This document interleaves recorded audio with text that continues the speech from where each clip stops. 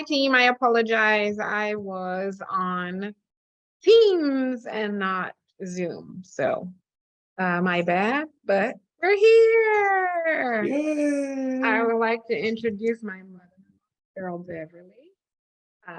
Cheryl. Whoops, you're going in and out a little bit, Quana. Uh-oh. Okay. Maybe I don't know what to do. No, just keep talking, but it seemed like your voice went down. It is. Oh, okay. A longtime counselor for Inglewood Unified School District and El Camino College. She retired and moved to the Coachella Valley, and she did counseling at COD until she finally retired for good. And now she's an excellent support and advocate for her grandchildren, my little lovely two young sons. So please welcome Cheryl Beverly. Yes. Hi, I'm Cheryl. Okay, as Quan introduced me, I'd like to just talk to you about my experiences as a school psychologist and a counselor working my entire career with Black students regarding some of the issues that are being experienced in the Palm Springs area. I have a bachelor's degree in history from Michigan State University, a master's degree in guidance and counseling from Cal State LA with a pupil personnel services credential in school psychology. I am a licensed educational psychologist. That's the same board that licensed marriage and family counselors and clinical social workers. I have a certificate of advanced studies in educational psychology from the University of Chicago. Okay, I like school. Now, all of that is because I witnessed, I'm from Chicago originally, South Side, okay. I witnessed and little Black boys being placed in special ed programs, okay? And I decided to go back to school and get a degree as a school psychologist so that I could have some influence on that. I worked in the Inglewood Unified School District in the 80s, and that was when it was being desegregated. White families were flying, white flight, and Black people were moving in. In fact, there was a whole federal desegregation plan and funds in place. And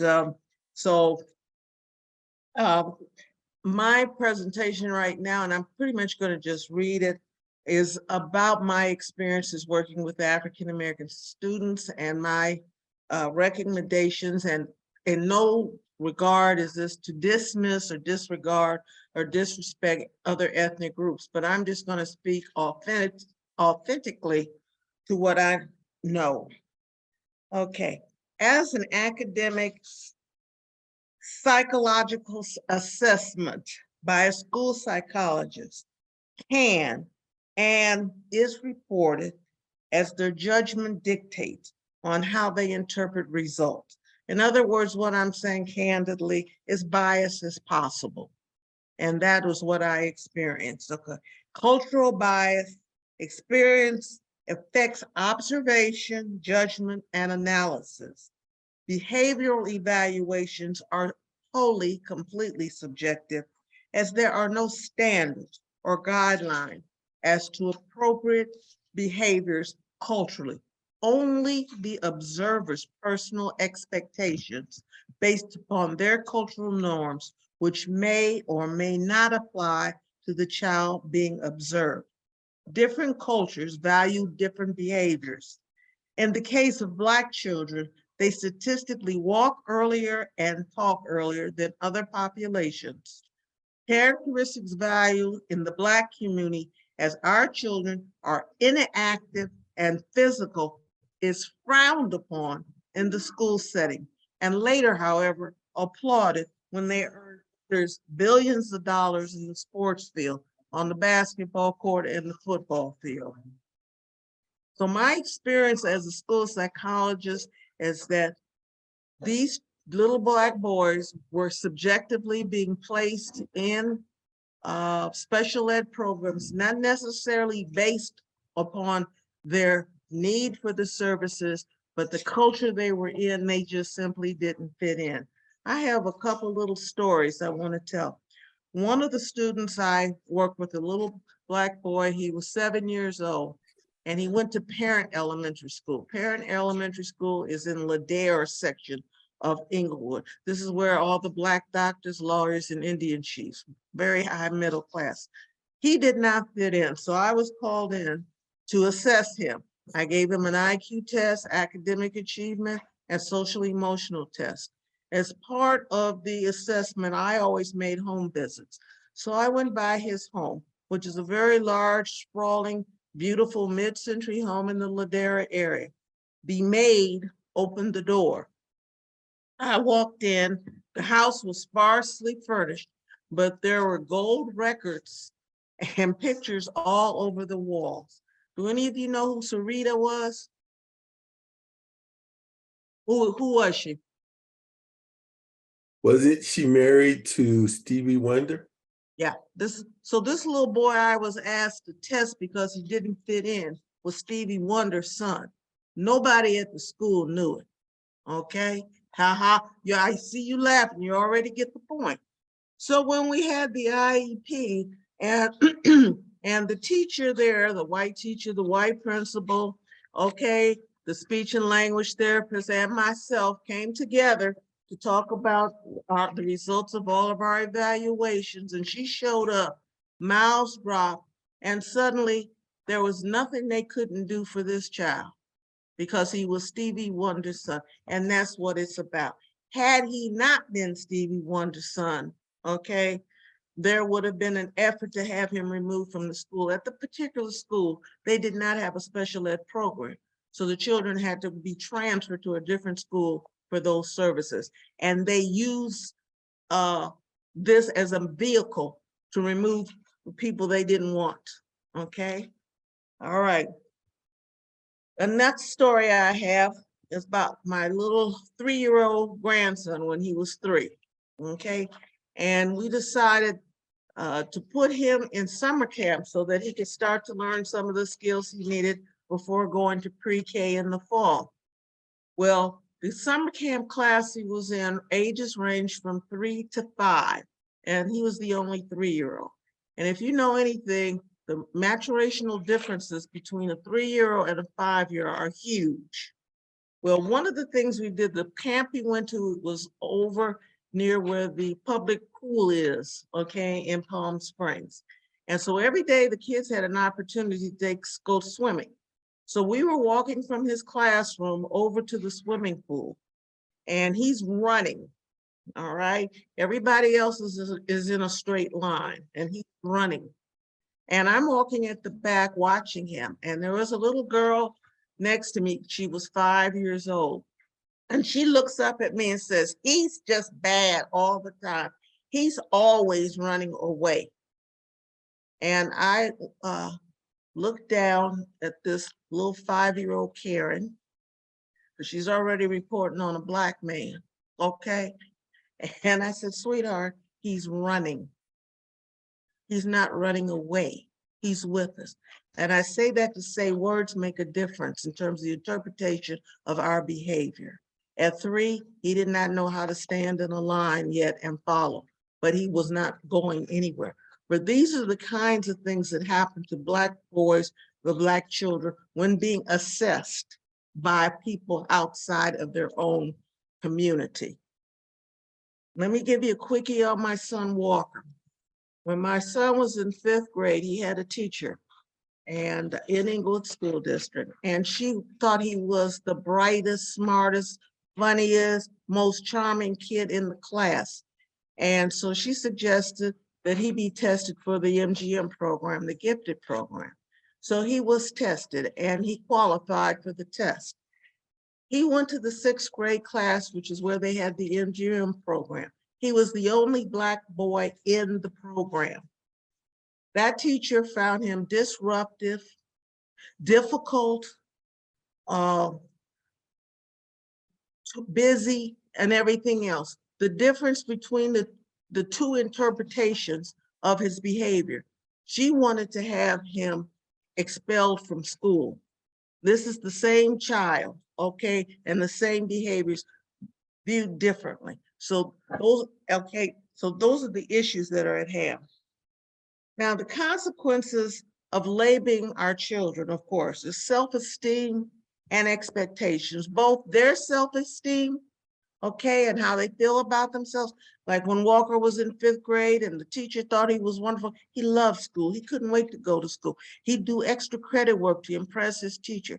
6th grade, he started becoming a truant because the teacher didn't like him and had negative responses to him on the same behavior. And then the expectations, okay? His expectations for himself changed, as well as the expectations that the teachers had. You're bad, you're less, you won't accomplish much, you won't be much. In terms of the legal academic consequences of labeling our children, it is an academic arrest record, okay, to justify and codify fewer and lower expectations for their success. It is often called the school to prison pipeline. Okay, but too many of particularly young boys are being evaluated and put into quote special education because they are of their quote bad behavior. Their behavior is simply different, okay, based upon our cultural norms and expectations. Why? This is done to eliminate competition, okay? This is done to, this country is on capitalism. Capitalism is competition. So fewer people that are fighting for the job or are at the top, the better. So this is a way of getting rid of the Black population, making us less competitive. In the original US Constitution, it was written by landed, which means rich, they owned land, white men, not even women, to protect their rights and advance their wealth, period. Okay, and all the systems in this country are built to accommodate that. Amendments were much later for everyone else. And like Roe versus Wade, I hope you know that they can be changed, okay, as well as amendments. Okay. In fact, in the Constitution, I was only 3/5 a person, and we're still being regarded as that. The other reason why is a replacement theory, okay? Now, we all remember the men running around carrying the torches, talking about Jews won't replace us. Well, they mean that for everybody, won't replace us. And it's a legitimate fear that they have and threat because we are replacing them, okay? Obama, Kamala Harris, and when I was a child, when I looked at a basketball game, if there was one Black basketball player, we all knew his name. Now if you see one white one, hello, it's a big deal. Okay, so the replacement theory is actually legitimate, and that is what is causing all this fear that they have to suppress us and everybody else for that matter. In fact, for me, the immigration thing is about the same thing, okay? Replacement. So anyway, the prescription to treat this illness of white supremacy lost, because they don't have it anymore, okay, lost, is to do two things, because there is no cure. Their fears are real because they don't control everything anymore, all right? One, my recommendation is that we need Black professionals in the school system. Black school psychologists, counselors, teachers. You need an ombudsman. You need, every time one of our Black students has to go to a school parent meeting, an IEP, that there is a Black professional there that can speak out in their behalf from their viewpoint to protect them, simply.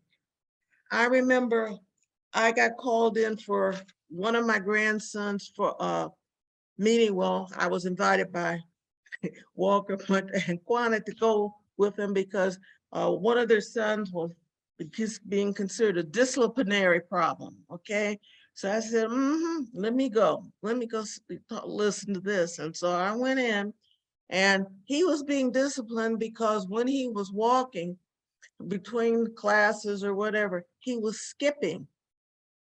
And then when he was out on the playground playing, freely, he was climbing up the slide and then sliding down. And I listened to these were legitimate concerns they had of his bad behavior. Okay, this child is extremely bright. They needed something to bring him down. Okay, so I asked, well, was he carrying a gun? Because their kids carry guns. Okay, excuse me. All right. But okay. And they said what they had instituted was they had aides that were walking around watching the little boys, and they were all boys, that they considered inappropriate, and taking notes on them and keeping notes. And I said, oh, so my grandson is under surveillance. All right. I said, what happens with these notes? Are they going in their permanent file so they have an arrest record? So as they go from teacher to teacher and school to school, this follows them along. And they assured me after I told them what my background was, that wasn't going to happen, that the papers would be sent home for the parents to keep. But that's the kind of stuff that is going on. So that is why it's necessary, okay, to have advocates available to work with parents who don't know what questions to ask, what behaviors the teachers and principals are doing to challenge. They don't know their rights. And so they need to have someone there that knows their rights. And another thing that's important, as the children are having difficulty in schools, parents and children need somebody they can trust to talk to. And they are not going to trust their teachers or their principals, and why should they? At 8 years old, my grandmother put me on a bus, and it was cold in the wintertime, and we got off the bus and got in a line and stood in line, eventually went into this brick building. I walked around this wooden table that had a big wooden box on it. And then we got back on the bus and went back home. And then my grandmother told me that we had been to see Emmett Till. And I heard the story of Emmett Till, because that's Chicago. I haven't needed anybody to give me any other talk since then. And for our own kids, if Trayvon Martin didn't get them, George Floyd did. And of course, now what do we have? So there isn't that trust. Okay, we have given our kids the talk, and then you expect the parents to let loose and go and trust these school personnel that are not Black. And I don't want to say that I'm proposing or suggesting we need a little segregation here, but when I was a child, I was segregated in a ghetto in Chicago. We had a Black ghetto. Everybody knew everybody. And you know what? I never knew Johnny who could not read, because none of the Johnnies ever in any of my classes had any difficulties, because Johnny lived next door or down the street from the teacher. And the doctor lived over there, and the cafeteria worker was around the corner. We were a village, a community. And so Johnny, the teacher would have Johnny come over after school, and she would tutor him for nothing. And then Johnny on Saturday would come down and rake the leaves off her lawn. Okay? And we took care of ourselves. And this is what I had to say to the group today. It's time to stop asking the district to do things. It's time to stop expecting the district to do things. They have no reason to, no interest to. It goes against protecting their own. We're competition and we're replacing them, and they don't want to help us do that. So we have to have our own people in place. I also recommended that we have an after-school program where all of our students go to. Two things, they get tutoring, they get socialization skills, and they get to feel good about themselves. They get some positive self-esteem from the community. I remember when Walker was young, the Jewish people have this. They have Jewish school. I don't know if y'all know, but in most places, if there's a Jewish, their kids go to Jewish school after school, okay? And they get all the tutoring they help, and they learn new things, and somebody puts their arm around them and tells them they're doing well, and we need the same thing. In fact, at the meeting today, I heard that the Native Americans have a Native American after-school program, okay? It's time we do the same. We cannot expect other people to take care of us, okay? We cannot expect that it's gonna be fair and just and equal. It never has in my lifetime, all right?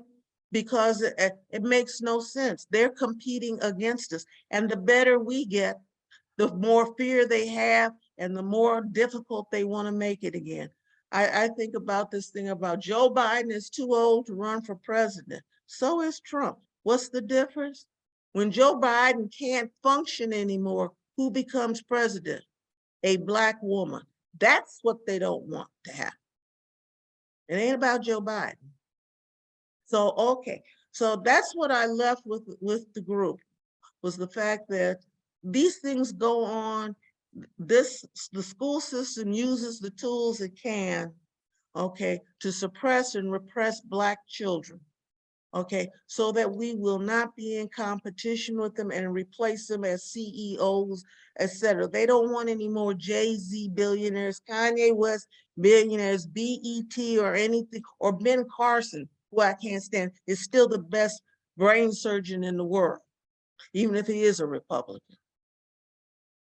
So I suggested that I understand the school district has been taken to court because of the statistics of all of the children, not just Black children not succeeding. Well, that needs to be investigated and brought to light again, okay?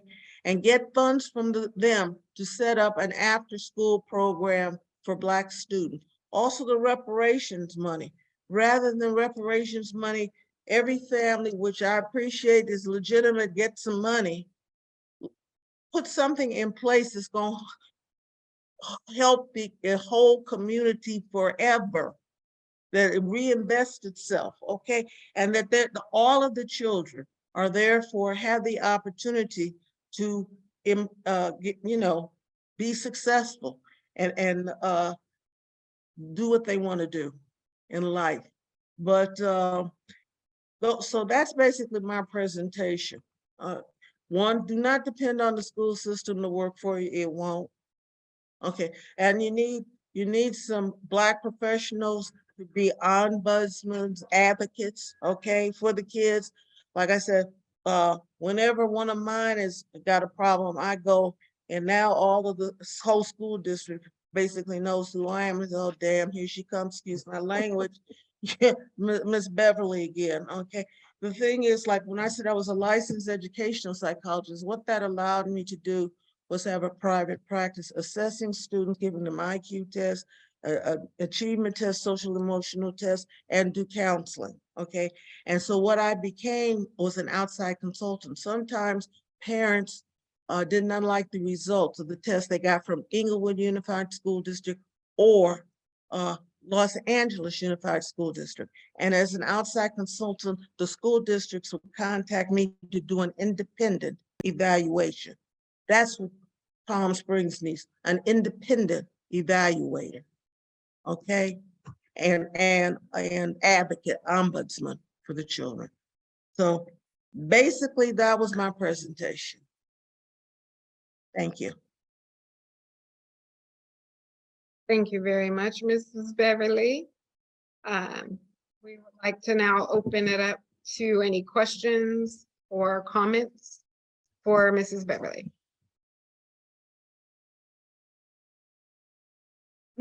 No? I'm 76 years old, by the way, okay?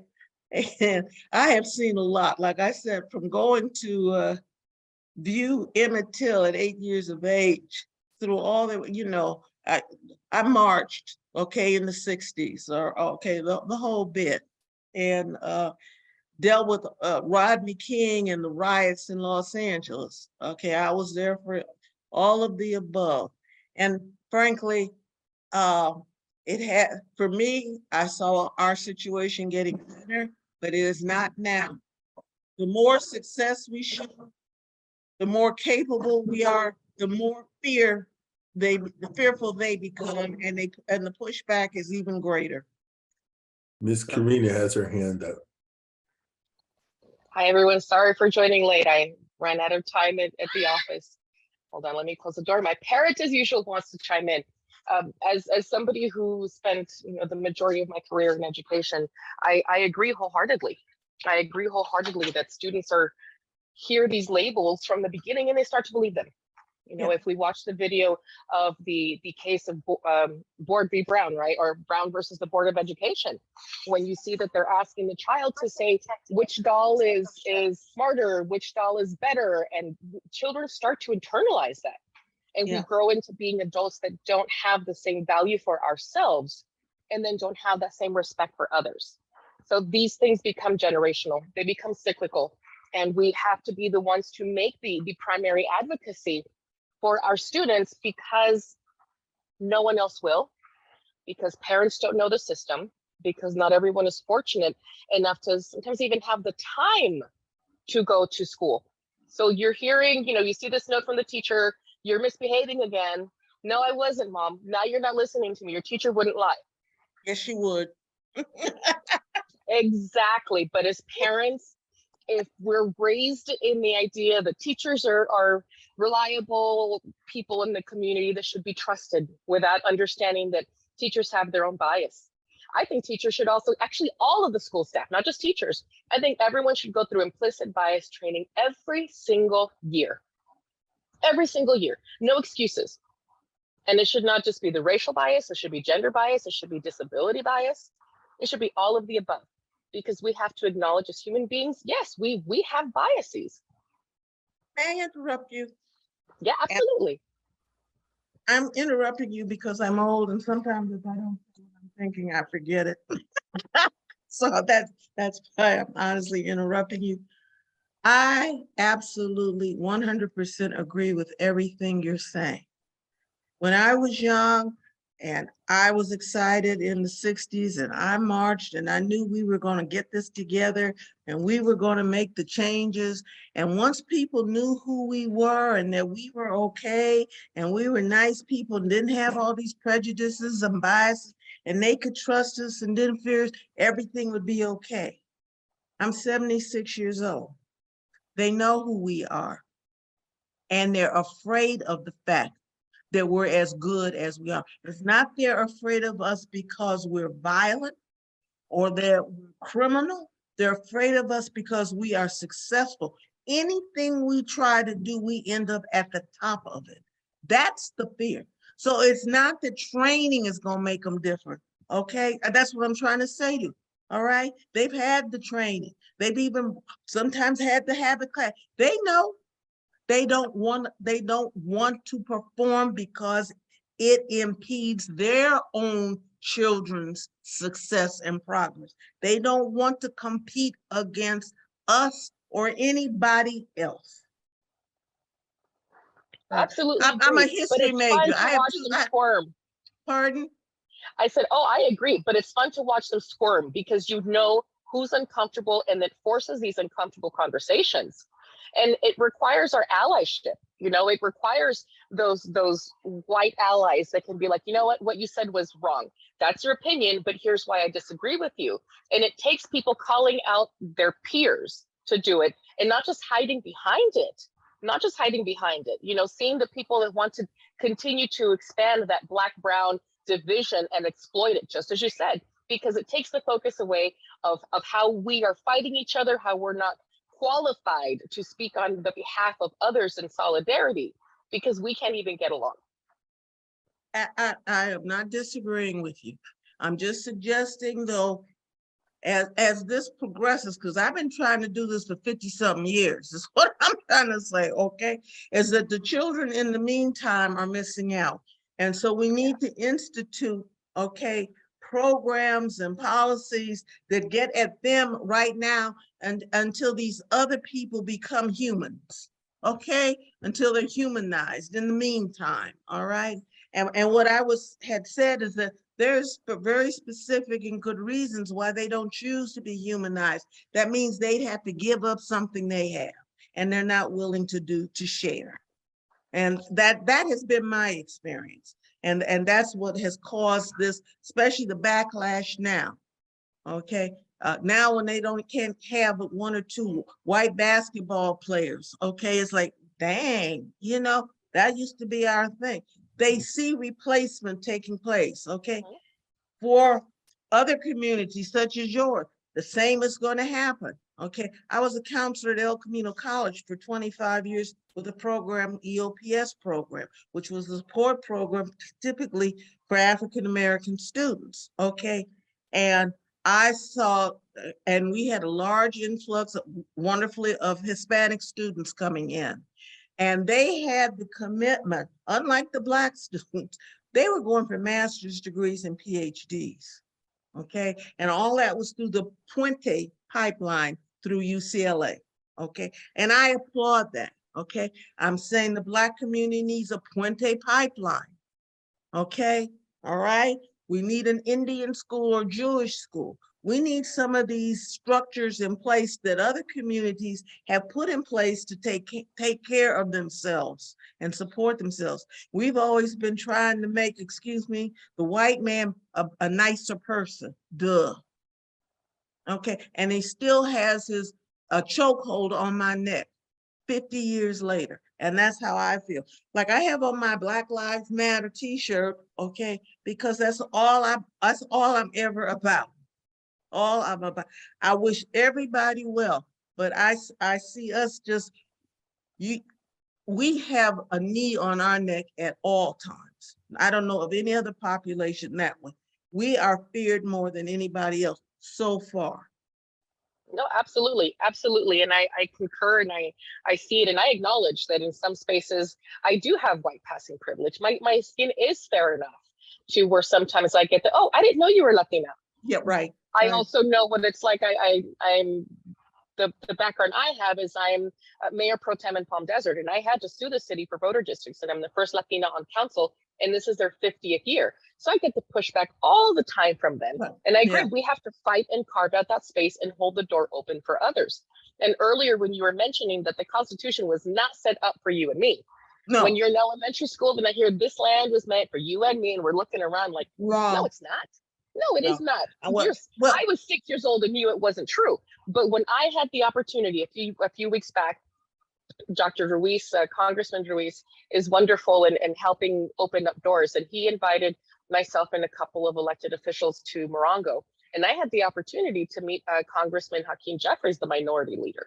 And when he was speaking, he blew my mind and grew my heart because he did not say the founding fathers, which allows some of these people to say, my fathers, not your fathers. This country was set up for me. He said the founders, the framers, the framers. And I thought that's a good way to say this is the idea they started, and here's how we've improved it today. Well, for me, and see, I'm still stuck there. Like I have I have a bachelor's degree in U.S. history, Michigan State. I have a master's degree in African and African-American studies from Long Beach. Okay, so I've done the study of this as well as being opinionated about it. But in the Constitution, they purposely, specifically identified me as 3/5 a person. Okay. So it's not that I was just ignored. I wasn't ignored. I was labeled and I was diminished from the beginning, day one. Okay. So, and that's even a strong, for me, message about you will not ever be whole. Okay. But anyway, so that was what my presentation was that let's get some of this reparation money, perhaps, and maybe partner with the Native American group because their success rates of their students are very low, okay? And they have money and power. See, that was the rest of it, okay? And they want more for their children also. And two, we have got to recruit or bring in some African-American professionals to be ombudsmen to speak at these meetings for our children. One thing I did hear today is that 80% of the school population in Palm Springs is Hispanic, okay? And I know there are a lot of Hispanic professionals in the school system, principals and whatever. So perhaps there's more of an opportunity for those parents and children, okay, to feel like they have advocacy. But we don't have that for Black students. We don't have it, and we have to have it. And so, thank you all. Are there any other questions? Nope. I want to say don't go away.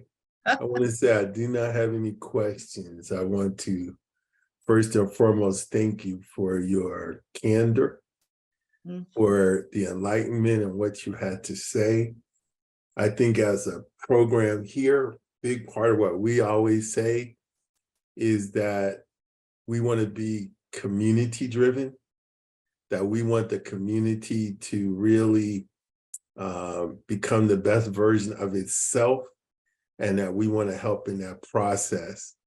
And if I'm listening to you correctly, this idea of advocates and of alternative after-school programs that really focus on our youth would be two areas, if I heard you correctly, where you think we could probably really help. And I was thinking about, I remember, I don't want to tell you that I'm not that far behind you in terms of my age, but I remember as a 4-year-old, so that tell you the difference in our ages. I remember as a 4-year-old thinking when I heard the Till story, so they kill Black kids too. And so when you get that mentality that as a 4-year-old, you are a target, you are no longer safe, You're disposable. it does have an impact on you, and it has always been an impact with me. So I think the thing that you said that I would like to focus in on in our community is the creation of that pathway to have more people of color as counselors and as principals, as people in positions that can, instead of steering our kids toward prison, can steer them away from prison. And so I appreciate that. And we work real hard on our language. I think your son will tell you that often. I like to say, we're not going to talk about how we're going downhill. We're going to talk about the fact that we are going uphill, whether you like it or not. And we have to do that with ourselves, because our kids learn everything they learn from us, the way we treat one another, the way we allow people to treat us. So I want to first and foremost, again, thank you so much, because just hearing this from you and understanding your background, and I hope that this ain't gonna be your last time talking to us, right? Yeah. One last thing I want to keep put in everybody's mind if I can. And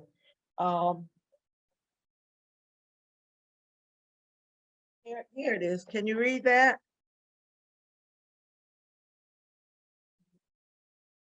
Yep. Can you read the whole thing, everybody? I can. And that's who we all are. Yeah. They're afraid of our excellence. And that's what we have to teach our children. They're afraid of our excellence, because look where we have gotten to anytime you give us this much and the obstacles are that much. Okay, it's not that you're less, it's not that you're dangerous, no, you're too damn good. And Okay, and we're tired of having to fight against all that perfection that you are. So we're just gonna find ways to put you in jail, special ed, to eliminate the competition. Thank you. Well, thank you again. Is there anything else before we go, guys? How many of you felt that this was pretty good? Anybody? If you did, you might want to, react a little. I want to say this. Like I said, I'm hoping that we will get a chance to hear from you again. I now see why Quana always trying to hang out with you. Because every time I look at her, she's like, oh, I'm taking my mother-in-law somewhere. I was like, I be running from my mother-in-law, so I don't understand. Oh no, and then here comes Walker. So That's my mom. here goes Walker. And he was a wild child. He gave me a hard way as a parent. Okay, hello, I'm serious. Your mom will always give you away, Walker. That's how it goes, brother. But he turned out okay. But it was I was a single parent, so it was we were at it. But he turned out okay. I'm very proud of him. Well, everyone, listen, I want to thank you again for coming, Ms. Beverly. I cannot even begin to thank you for your time and what you showed tonight. Ms. Quani, did you have anything else that you wanted to do before we got away? No, I wanted to thank everyone for being here. I wish we had our stats from this morning. That would have really set us off with our conversation from today. And I know we spoke a lot today about African-American students, but we have to realize based on the stats, no one in Palm Springs is succeeding. No one. Yeah. Where 25% of the white population is still not hitting the mark on the standardized testing. That goes up to 40% for the Latino Hispanic community. So I think we have a lot of work to do, and I know that we're up for the challenge because all of the communities we support need our support. So let's not just talk about it, let's be about it, which I know we already are. So thank you for your time tonight. We appreciate, I did get a request to put the quote in the chat, so I will do that before we hang up. Okay. Well, thank you guys, everyone. I'm looking forward to our continuing work. We are coming up on the summer, as you all know. There's a lot that we need to do to keep our youth kind of positively occupied this summer, not caught up in idleness or mischievous behavior. So know that we are counting on each and every one of you to be a part. And yes, I remember that. You see, Edwin is old school.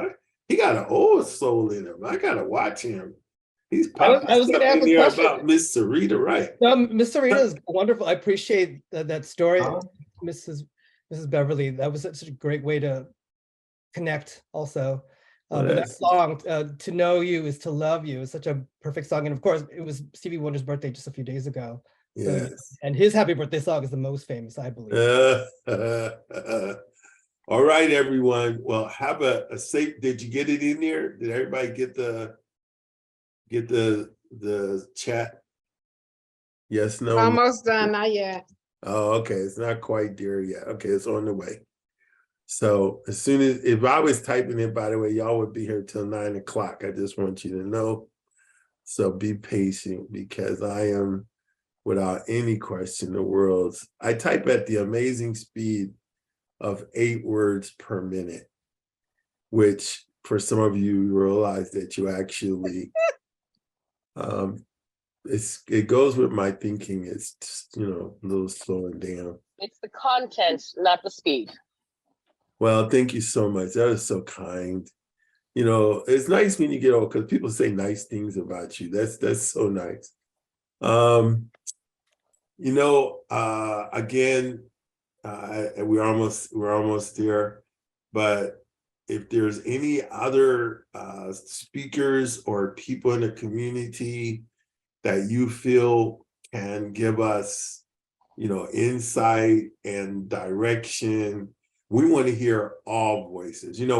Often we just want to listen sometimes to just the safe people or the people that, come with the message that we think people think we ought to. Does anybody know where I'm going with that?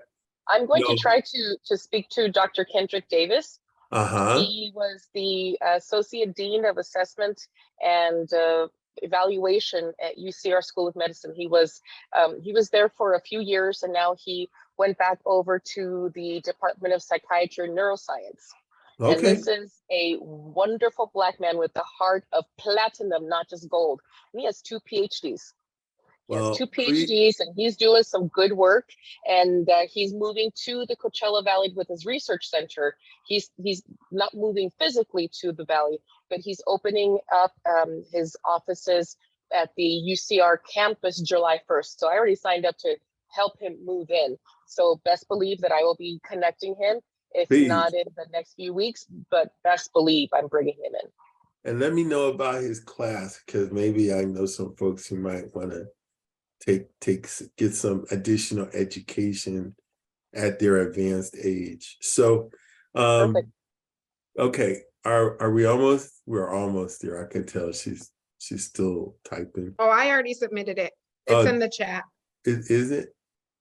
It is. Okay, beautiful. You guys know how to save the chat, right? There's just 3 little buttons at the bottom. If you press it, it will automatically save the chat for you, so you don't have to try to type everything that's in there. All right, everyone. Listen, until next week, please be safe out there. I know it's starting to heat up a little bit, so be smart. Make sure you hydrate and do all the things you're supposed to do. On Tuesday, we will have a abbreviated version of what I'm going to do, because I have to leave a little early. But please, if you can be there, for those of you who know other people, please remind them that we do this kind of on Tuesday, and then we come back and do it on Thursday. So if that time works for them, please invite them to come out and join us at the CLD campus in Palm Springs, room 5. Okay? All right. Good night, everyone. Good night. Thank you so much, everyone. Enjoy you, the rest of your guys. evening.